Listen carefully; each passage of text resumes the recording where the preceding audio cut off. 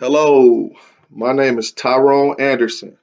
I am a proud student at Grand Canyon University. I'm studying to receive my Master's of Education in Special Education. My professor's name is Virginia Murray. Right now, I will start my professional deposition. The first question is, what is the special education teacher's role in supporting learning, improving, planning, and practice upholding professional expectations and ethics, and collaborative advancing the profession.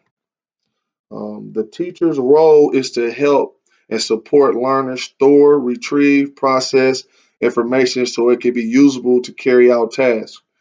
Support could be learning how to complete assignments or in the future being able to handle themselves in the work field. By improving planning, teachers' models should outline the relationship of essential tasks that help students raise their performance. Teachers should show professionalism by being competent and knowing the subject matter in order to provide clear research for the students. High quality educators who are critical about improving their teaching skills will be a better, they will be able to better deliver information to the students. By using collaboration, educators will be able to challenge and help others develop a wide repertoire of learning strategies. As a teacher, you must reflect on your teachings and outcomes of your student learners. Continue to be critical of yourself. Accept input from other teachers. Um, Always seek ways to help improve your practices. By being inclined to do such things as a teacher, it will help advance you as an educator and the teacher profession as a whole. All right, we're going to go to question number two. What depositions that you currently possess will help you become a successful teacher? What depositions do you need to work on before you enter the classroom as a first year teacher? All right, I would say skills that I possess that are going to help me become a successful teacher. First, I would say I love working with kids. It's always been a passion of mine. It just comes naturally. Kids respond well to me. I believe that this will help me deliver my educational information for the kids. I think they will understand me and understand what I'm trying to educate them about. Number two, there are a lot of people who have affected me in my life in a positive way through education. Uh, Teachers, mentors, coaches, they were very patient with me, taught me a lot. With this comes patience and understanding that all kids are different and have different needs. And I understand that because I used to be one of those kids. Third would be sports. This could actually be number one for me on my list. Through sports, preferably basketball, I was able to learn leadership skills. One thing about a great leader, you have to be able to listen and understand information to become a great leader.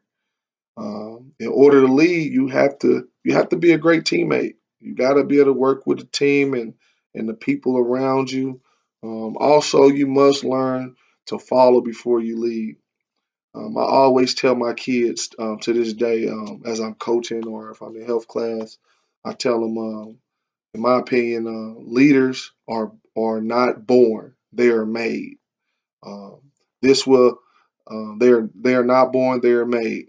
Um, this will help me as an all-around teacher because I will be able to follow and learn from my professor, uh, peers, and other teachers who have more experience than me, which will further help me become a better leader slash teacher to my students. Things that I need to work on is following my lesson plans. Right now, as a teacher, I can get off track If something interests me or if I feel kids should be working on something else instead, I would change the whole structure and just go off track. So to me, building a strong curriculum and having everything in order the way I like, so I can stay on track with the information that I want to deliver. Um, this is where I would need to collaborate with other educators to help me improve my profession. All right, question number three. What effect could personal biases have on expectations that teachers have for their students? How could these biases affect their relationships with their students and their families?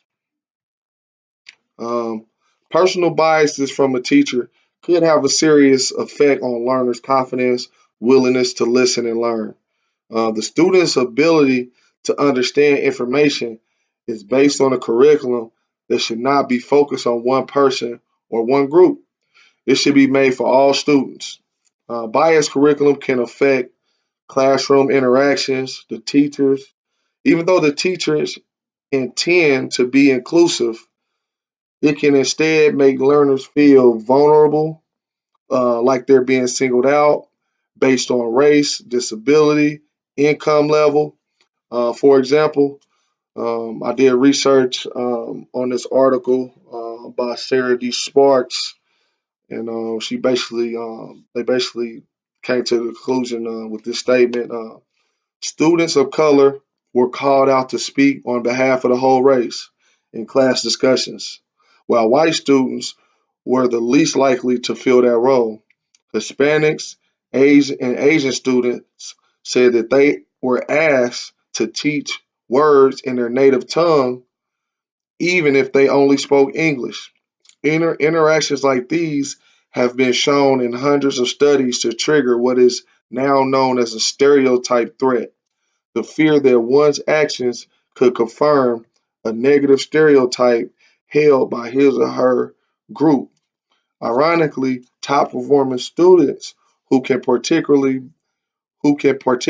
be vulnerable to performing worse under the stereotype threat. This is my deposition. My name is Tyrone Anderson. Thank you.